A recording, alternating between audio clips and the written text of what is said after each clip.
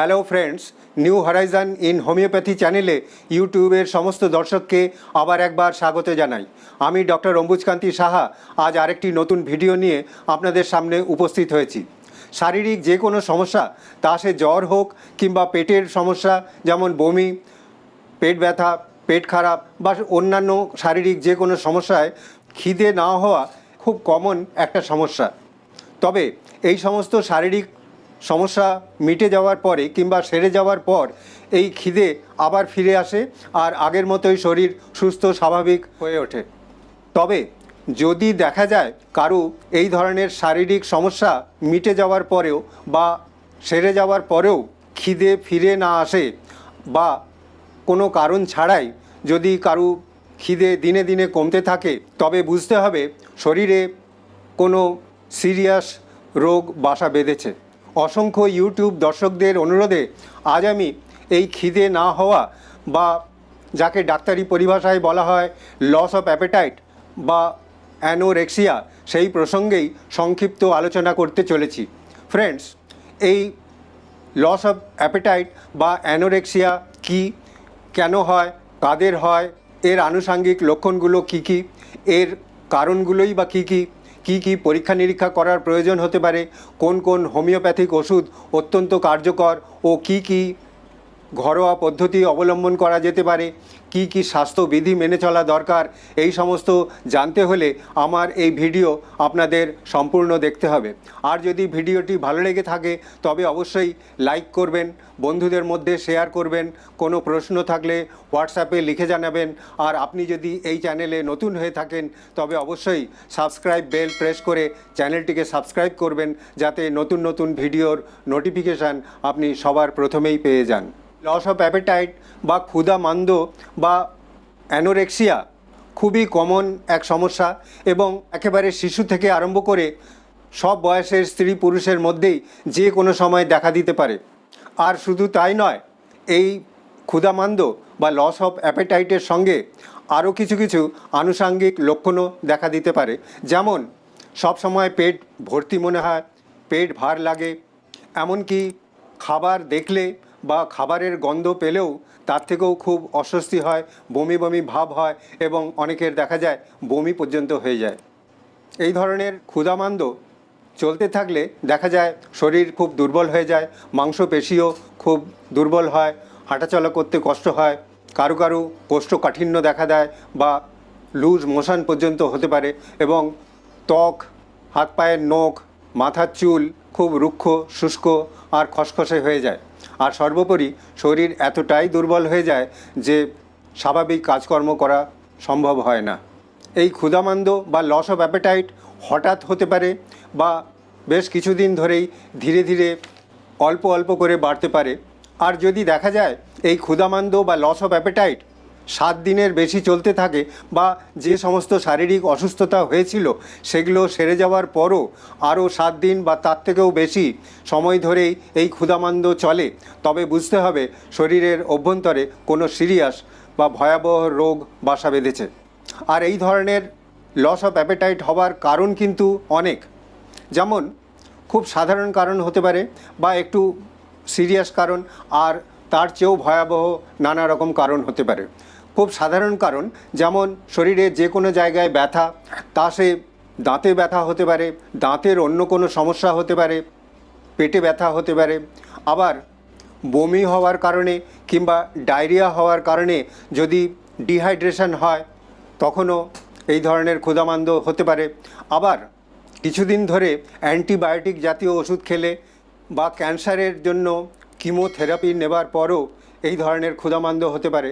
আবার কিছু কিছু মানসিক সমস্যা যেমন ভয়, উদ্বেগ, দুশ্চিন্তা, এইসব কারণেও ক্ষুধামান্দ হতে পারে। আবার কিছু কিছু রোগ যেমন liver, kidney, gallbladder, lungs, thyroid, heart, এই সমস্তর কিছু সিরিয়াস রোগ হলেও তার থেকেও এই ক্ষুধামান্দ বা লস অফ অ্যাপেটাইট হতে পারে। আর সবচেয়ে ভয়াবহ যে কারণ, অর্থাৎ শরীরের যে কোনো জায়গায় যদি ক্যান্সার হয় তবে সেই কারণেও এই ক্ষুধামান্দ বা লস অফ অ্যাপেটাইট খুবই কমন সমস্যা। যে কারণেই হোক, যদি যে কোনো বয়সী মানুষের এই ক্ষুধামান্দ বা লস অফ অ্যাপেটাইট দেখা দেয় এবং তার যদি এক সপ্তাহ বা তার চেয়ে বেশি সময় ধরে চলতে থাকে এবং দিনে দিনে বাড়তে থাকে, তাহলে একজন অভিজ্ঞ চিকিৎসকের সঙ্গে যোগাযোগ করতে হবে। উনি শারীরিক নানা রকম পরীক্ষা করে এবং কিছু কিছু পরীক্ষা নিরীক্ষা যেমন USG, CT scan, chest X ray এবং অন্যান্য ব্লাড টেস্ট করে যেমন সিবিসি, এলএফটি এবং ক্যান্সার সন্দেহে কিছু কিছু ক্যান্সার মার্কার টেস্ট করে এবং তার পরীক্ষার ফল দেখে উনি বলে দিতে পারবেন এই ক্ষুধামান্দ বা লস অফ অ্যাপেটাইট ঠিক কী কারণে হচ্ছে এবং সেই অনুযায়ী যথোপযুক্ত চিকিৎসার ব্যবস্থা করতে হবে। এখন আমি এই লস অফ অ্যাপেটাইট বা অ্যানোরেক্সিয়ার জন্য অত্যন্ত কার্যকর কয়েকটি হোমিওপ্যাথিক ওষুধের লক্ষণ ও প্রয়োগ বিধি আপনাদের জানিয়ে দিচ্ছি। প্রথমেই যে ওষুধের কথা বলবো সেটি হলো অ্যান্টিম ক্রুড। অ্যান্টিম ক্রুড একেবারে শিশু থেকে আরম্ভ করে সব বয়সী মানুষের জন্যই খুবই প্রযোজ্য। যদি দেখা যায় খিদে একেবারেই নেই আর তার সঙ্গে সবসময় একটা বমি বমি ভাব, পেট ভার, আর যেটা সবচেয়ে লক্ষণীয় তা হচ্ছে জিভে একটা সাদা স্বরের মতো আস্তরণ পড়ে আর একটা বমি বমি ভাব থাকে, এই সমস্ত লক্ষণে অ্যান্টিম ক্রুড 30 বা 200 প্রতি মাত্রায় 2-3 ফোঁটা হাফ কাপ জলের সঙ্গে মিশিয়ে সারাদিনে 2 বা 3 বার খেতে হবে। এরপর যে ওষুধের কথা বলবো সেটি হলো আর্সেনিক অ্যালবাম। আর্সেনিক অ্যালবামের ক্ষেত্রে দেখা যায় খুব অস্থিরতা থাকে, শরীর খুব দুর্বল হয়, খিদে একেবারেই থাকে না এবং সব সময় একটা উদ্বেগ, একটা ভয় থাকে আর ঘন ঘন জল তেষ্টা পায় কিন্তু খুব অল্প অল্প পরিমাণে জল পান করে। এই সমস্ত লক্ষণ থাকলে আর্সেনিক অ্যালবাম 30 বা 200 প্রতি মাত্রায় 2-3 ফোঁটা হাফ কাপ জলের সঙ্গে মিশিয়ে সারাদিনে 2 বা 3 বার খেতে হবে। এরপর যে ওষুধের কথা বলবো সেটি হলো চায়না অফিসিনালিস। যে কোনো শারীরিক কারণেই হোক, তা সে ডায়রিয়া হোক বা ভমিটিং হোক বা অন্য কোনো কারণে যদি শরীর খুব দুর্বল হয়ে পড়ে এবং সঙ্গে যদি ক্ষুধামান্দ বা লস অফ অ্যাপেটাইট থাকে, শরীর দিন দিন রোগা হয়ে যায়, তাহলে সেক্ষেত্রে চায়না অফিসিনালিস খুবই উপকারী ওষুধ। এই সমস্ত ক্ষেত্রে চায়না অফিসিনালিস 30 বা 200 প্রতি মাত্রায় 2-3 ফোঁটা হাফ কাপ জলের সঙ্গে মিশিয়ে সারাদিনে 2 বা 3 বার খেতে হবে। এরপর যে ওষুধের কথা বলবো সেটি হলো কলচিকাম অটামনালি। কলচিকামের পেশেন্টদের মধ্যেও এই ধরনের ক্ষুধামন্দ দেখতে পাওয়া যায়, সঙ্গে বমি বমি ভাব থাকে। এই ধরনের ক্ষুধামন্দ অনেক দিন ধরেই চলতে থাকে, তার ফলে শরীর খুব রোগা হয়ে যায়, বারবার জল তেষ্টা পায়। এই সমস্ত লক্ষণে কলচিকাম অটামনালি খুবই উপকারী। এক্ষেত্রে কলচিকাম অটামনালি 30 বা 200 হাফ কাপ জলের সঙ্গে মিশিয়ে সারাদিনে 2 বা 3 বার খেতে হবে। এরপর যে ওষুধের কথা বলবো সেটি হলো ইগনেশিয়া।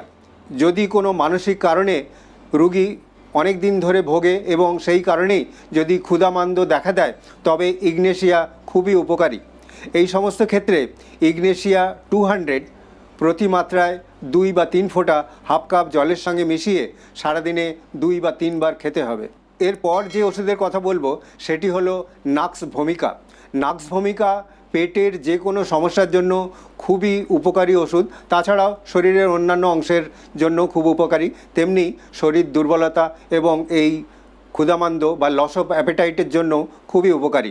এ সমস্ত ক্ষেত্রে দেখা যায় যে সমস্ত পেশেন্ট দীর্ঘদিন ধরে রাত জেগে কাজ করেন বা মদ্যপান করেন বা তাদের খাদ্যাভ্যাসের নানা ধরনের পরিবর্তন দেখা যায়, যেমন খুব রিচ ফুড খেতে ভালোবাসেন, তাদের ক্ষেত্রে যদি ক্ষুধামান্দ দেখা যায় তবে নাক্স ভূমিকা খুবই উপকারী। এই সমস্ত ক্ষেত্রে নাক্স ভূমিকা 30 বা 200 হাফ কাপ জলের সঙ্গে মিশিয়ে সারাদিনে 2 বা 3 বার খেতে হবে।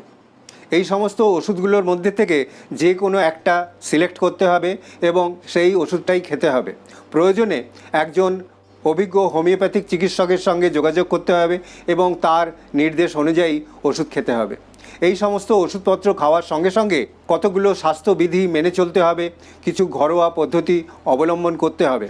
যেমন এমন কিছু খাবার খেতে হবে যেগুলো খুব অল্প পরিমাণে খেলেই শরীরের পুষ্টির যোগান দেয়। যেমন দুধ খেতে হবে, ডিম খেতে হবে, খুব ভিটামিনযুক্ত খাবার, ফলমূল, খেতে হবে। আর একবারে বেশি খাবার না খেয়ে প্রতি 1 বা 2 ঘন্টা অন্তর অন্তর অল্প অল্প খাবার খেতে হবে। তাতে ধীরে ধীরে খাবারের রুচি ফিরে আসবে আর খিদেও বাড়তে থাকবে। প্রচুর পরিমাণে জল পান করতে হবে। খাওয়া দাওয়ার আগে হালকা ব্যায়াম করে নিতে হবে, তাতেও অনেক সময় খিদে ধীরে ধীরে বাড়তে থাকে। খুব রিচ ফুড বা তেল, ঘি, চর্বি, মাখন জাতীয় খাবার যতটা সম্ভব কম খেতে হবে। যারা ধূমপান করেন বা মদ্যপান করেন তাদের এই অভ্যাস সম্পূর্ণ পরিত্যাগ করতে হবে। প্রতিদিন ব্যায়াম করতে হবে, খোলা জায়গায় হাঁটাচলা করতে হবে। এই সব করলেই দেখা যাবে, যদি খুব সাধারণ কারণে বা মাঝারি বা ভারী ধরনের কোনো অসুখের কারণে এই লস অফ অ্যাপেটাইট হয়, তা আস্তে আস্তে কমে আসবে এবং সুস্থ স্বাভাবিক জীবন ফিরে আসবে। আশা করি আমার এই ভিডিও সামান্য হলেও আপনাদের উপকারে আসবে। আবার আরেকটি নতুন ভিডিও নিয়ে আপনাদের সামনে উপস্থিত হব এই আশা নিয়েই আজকের মতো এখানেই শেষ করছি। ধন্যবাদ, নমস্কার।